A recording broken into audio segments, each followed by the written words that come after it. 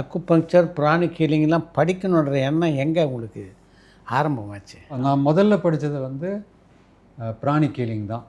எப்படின்னா என் பிரதர் காந்தி கண்ணதாசனுடைய சன்னு, 2வது சன்னு. அவன் படிக்கணும்னு ஆசைப்பட்டிருக்கான். அவன் படிக்கணும்னு ஒருத்தரை அரேஞ்ச் பண்ணான், ஒரு மாஸ்டருக்கு வர சொல்லியிருந்தான். அவர் நானும் எனக்கு ஃபோன் பண்ணி கேட்டான், நானும் வரேன்னு சொல்லிட்டேன். போய் படித்தேன்.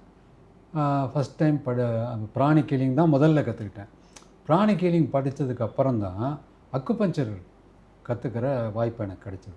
அக்குபஞ்சர் சித்தாந்தம் முதல்ல படித்தேன், அதுக்கப்புறம் ட்ரீட்மெண்ட்லாம் பண்ண ஆரம்பிச்சேன். ஸோ இது வந்து பிராணிக் ஹீலிங் ஃபஸ்ட்டு.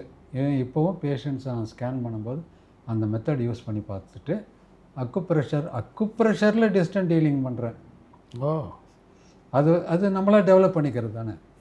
ஸோ ஒரு சக்கராஸை கரெக்ட் பண்ணுறது பிராணிக் ஹீலிங்கில் இருக்குது. ஆனால் அக்குபஞ்சர் பாயிண்ட்டை ஒன்று நீடில் போடணும், நான் சொன்ன 4 முறைகள் இருக்குல்ல, இந்த மாதிரி ஹெர்பல் மெடிசன் கொடுக்கணும், எதுவும் இல்லாமல் இங்கேருந்தே அந்த அக்குப்ரெஷர் பாயிண்ட்டை தீண்டுற முறைன்னு ஒன்று இருக்குது, நானே உருவாக்கிக்கிட்டது. அது காலத்தில் நீங்கள் ரெண்டையும் மிக்ஸ் பண்ணிட்டீங்க, பிராணிக் ஹீலிங்கும் அக்குபஞ்சரையும். அதனால் வந்து என்னால் ஹீலிங் பண்ண முடியுது. இன்னொன்று, உடனே அது என்ன காரணத்தினால அவங்களுக்கு பிரச்சனை வந்ததுங்கிறத துல்லியமாக சொல்ல முடியும். எதனால் அந்த பிரச்சனை வந்ததுங்கிறதையும் சொல்ல முடியும். நான் வந்து மரபு வழி சீன மருத்துவம் படித்தேன் sir, TCM, traditional Chinese medicine. என்னை இன்ஸ்பயர் பண்ணது வந்து சேதுமாதவன் சார். ஒரு புக்கு ஒன்று கொடுத்தாரு.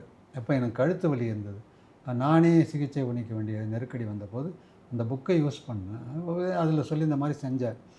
அதுக்கப்புறம் ஃபார் ஃபர்தர் ரீடிங்னு உள்ளே போட்டிருப்பாங்க.